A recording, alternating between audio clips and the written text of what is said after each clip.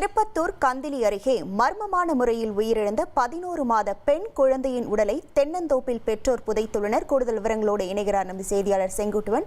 வணக்கம் செங்குட்டுவன். இந்த சம்பவம் தொடர்பாக முதற்கட்ட விசாரணையில் என்னென்ன தகவல்கள் வெளியாகி இருக்கின்றன? விவரங்கள்.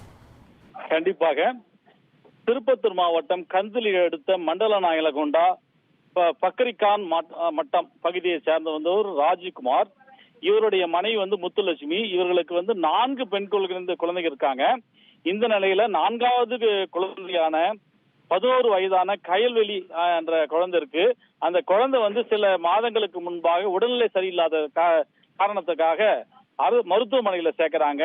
இந்த நிலையில கடந்த 19 அதாவது சிகிச்சை பலனின்றி கடந்த 19ஆம் தேதி அந்த குழந்தை உயிரிழந்ததா சொல்லப்படுது. இந்த நிலையில உயிரிழந்த குழந்தையை பெற்றோர்கள் அருகில் உள்ள தனது தென்னந்தோப்பில யாருக்கும் தெரியாம அந்த குழந்தைய புதைச்சிடுறாங்க. இந்த நிலையில தகவல் அறிந்த கந்திலி வட்டார மருத்துவ அலுவலர் உமாதேவி கடந்த 7ஆம் தேதி கந்திலி காவல் நிலையத்தில் புகார் ஒன்று கொடுக்கறாங்க. இந்த நிலையில புகாரின் பேரில் கந்திலி போலீசார் வழக்கு பதிவு செய்து விசாரணை மேற்கொள்றாங்க.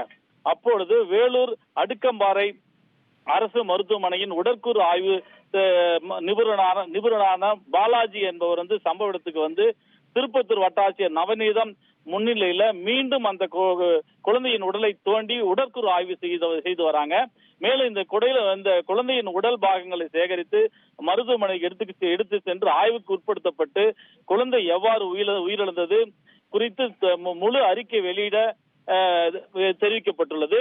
மேலும் ராஜகுமாருக்கும் 4 பெண் குழந்தைகள் என்பதன் காரணமாக குழந்தையை சாகடித்து புதைத்தாரா அல்லது உண்மையிலேயே உடல்நிலை சரியில்லாத அந்த குழந்தை உயிரிழந்ததா என்ற பல்வேறு கோணத்தில் அந்த பெற்றோர்களை காவல்துறையினர் மருத்துவ